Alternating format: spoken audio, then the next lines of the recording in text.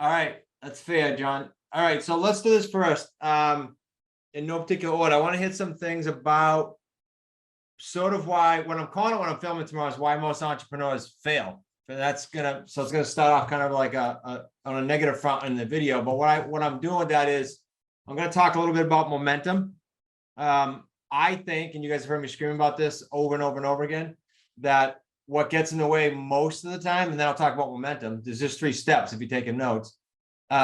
Earlier today, I mentioned this piece before I do momentum, and that was, he said, what's the biggest roadblocks? He thought I was going to say some skill set or the market or interest rates. And I said, it's just expectations. That's it. And he kind of was like silent. It's the 3 to 7 year thing, guys. It's not freaking easy. It's not easy, no matter how you twist it. And I know this has been coming up a lot. And so it's good timing. And I have been planning on talking about this for a few weeks now. As a result, most people don't catch the momentum. That's my whole point of starting with the time. They don't catch it. You just don't stick with it long enough. You can't catch it if you're not sticking with it long enough. So 3 things, if you guys are taking notes. I want to talk about how to get it for us, right? Then how to maintain, but then how to explode momentum in any market. So how to get it, toughest. How to maintain, not so tough. How to explode, next level. Okay. So I go quickly, but this call, if you guys haven't been on, will be posted in the High Six channel. Okay. Not to be shared, obviously. All right.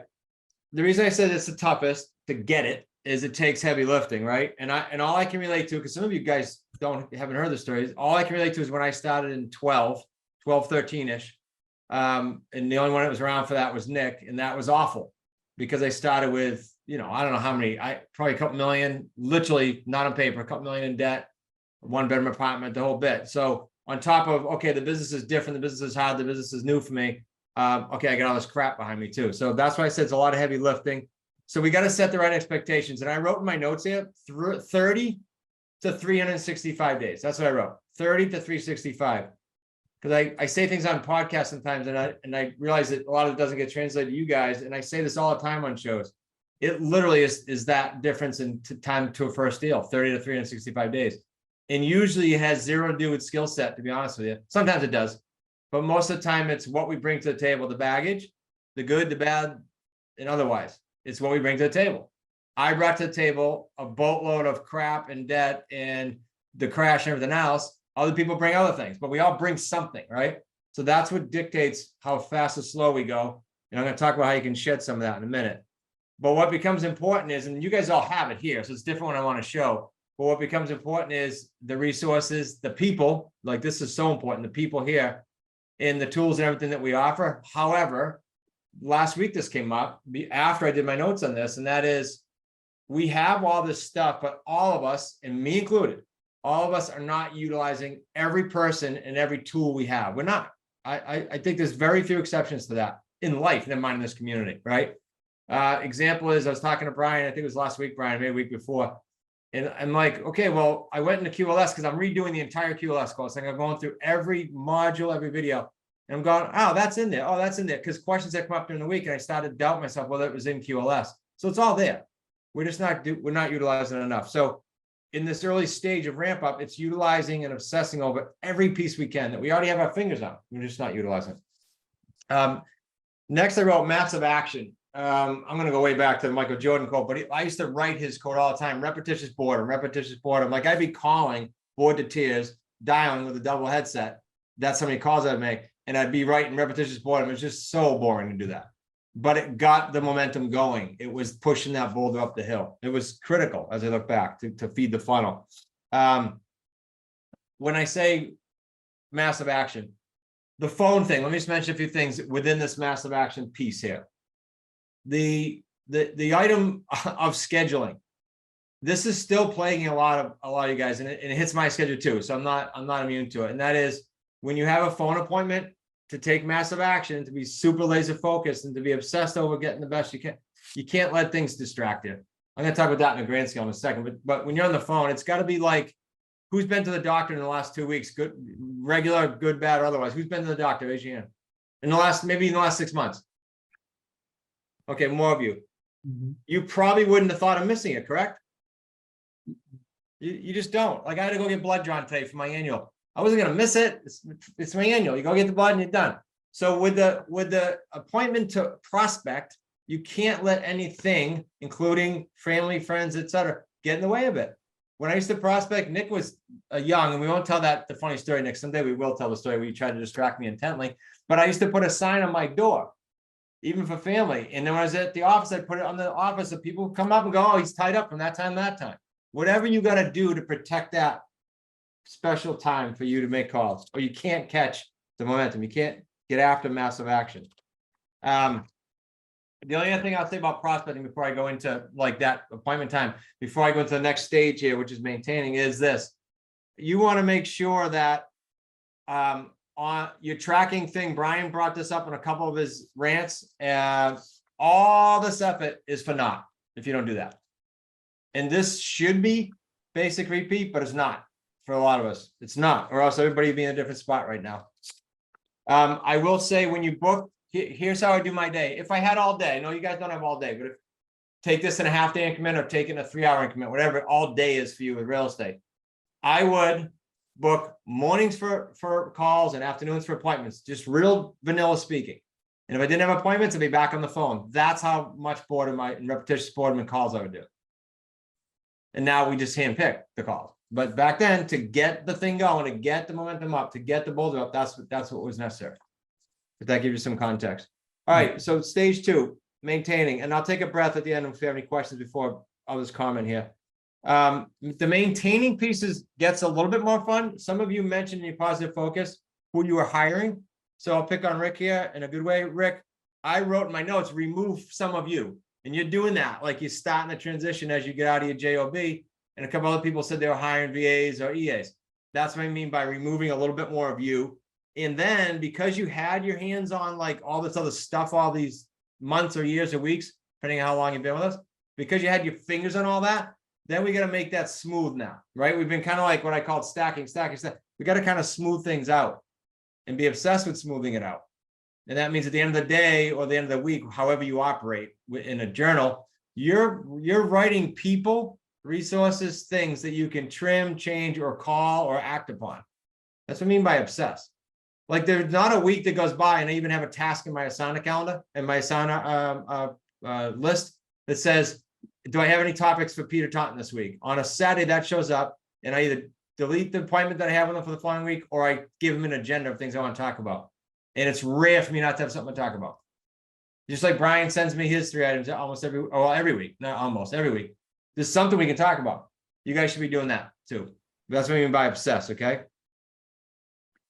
The explode piece is interesting. I want to give you more of a vision on this.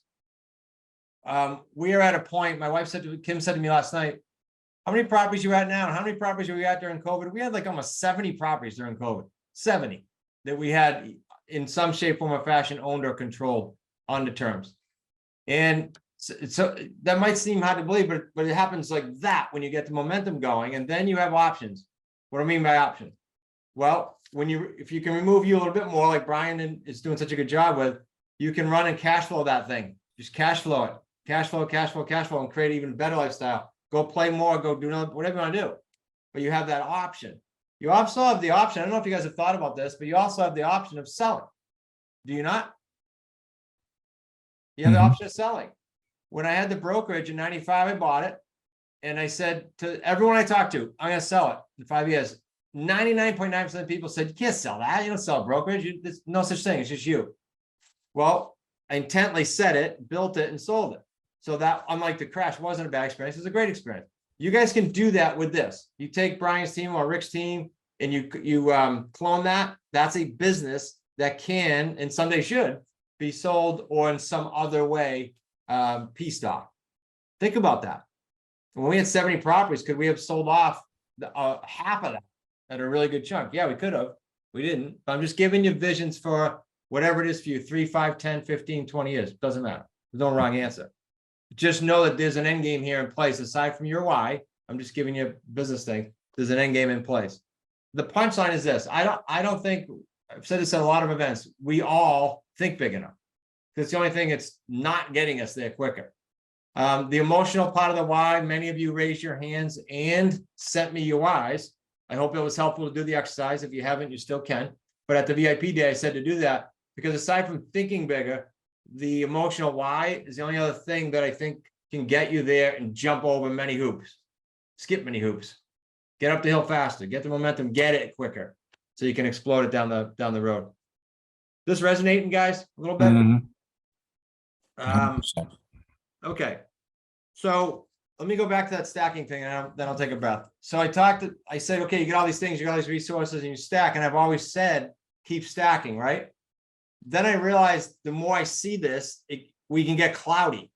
We can stack, but we get to once in a while stop and like clean the weeds out, do we not? Because we stack, and you only have so much time. You only have so much brain bandwidth. You only have so much everything. So a thought is, I think Brian Tracy calls it zero-sum thinking or zero-sum activities, but it's stopping. Write this acronym down, actually. It's stopping and knowing what I now know is what I want you to think about. And the acronym is just QUINK, K-W-I-N-K, QUINK, K-W-I-N-K. Knowing what I now know, what can I drop? What can I stop doing? Can I get rid of? Knowing what I now know. This would not be a bad exercise. We do it trimestrally. This would not be a bad exercise to do quarterly or trimestrally. I would encourage it. Peter, I think on this Zoom, Peter Golmey is the only one that was in that meeting, but it's quite a process to go through to stop and do that. So think about that. Zero-based activities, zero-based decisions. What can I strip to make it a stronger run for momentum? Here's a question for you on this note. I keep saying I'll stop after this. Raise your hand if realistically between now and the end of 24, not 23, you'd like to double or triple your income. Just raise your hand on the screen.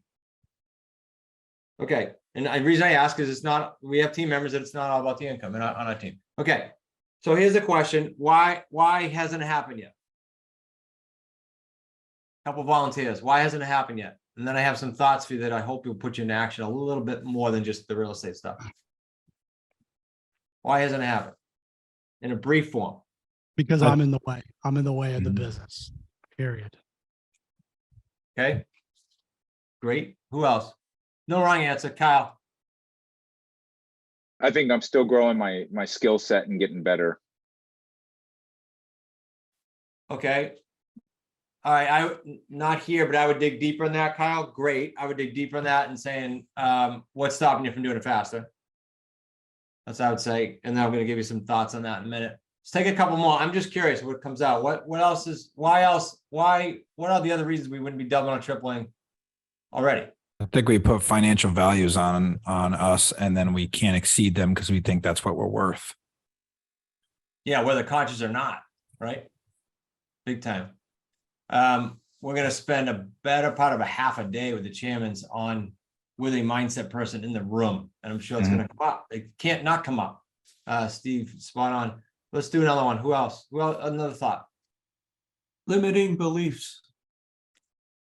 So interesting. All this is mindset, right? So far, it's the mindset pill. It's not necessarily the skill set, although Kyle brought up skill set. We had one had skill set. So you guys have heard of the constraint theory, I'm sure. Sandra, sorry. I think it's always prioritizing, what is the priority? And I've had other priorities that were people versus business or money that had to be addressed and ready to go.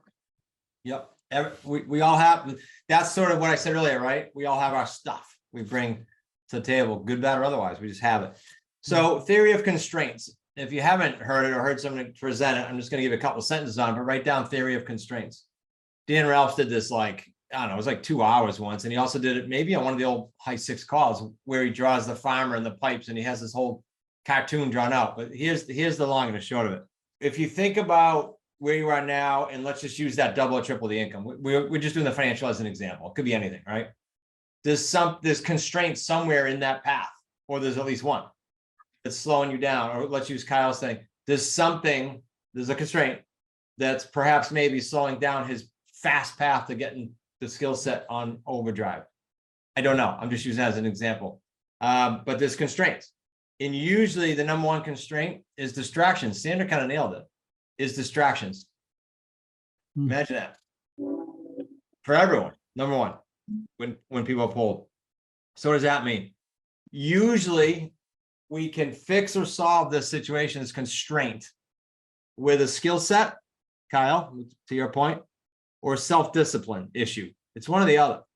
So then I start thinking, why in this community in particular, forget in theory now, why in particular do I think that can be a challenge? Because the skill set piece in any industry, but let's talk about this. The skill set piece causes what, or can cause what? Fear, embarrassment, failure, like you name it. So then we kind of don't do that skill set as fast, or we don't do it at all, right? You guys tracking with me? Mm-hmm. So number one constraint, definitely an issue of distractions. And if the number one constraint is distractions, and that we know two things that can really fix that would be self-discipline and skill sets. Let's just be conscious of that as we make our decisions next week, to Sandra's point, when all the stuff comes in and wants to get in your way. Because here's the thing, here's my whole punchline on this. One, literally, some of us on the screen here are one skill set, maybe two, away from the double and the triple.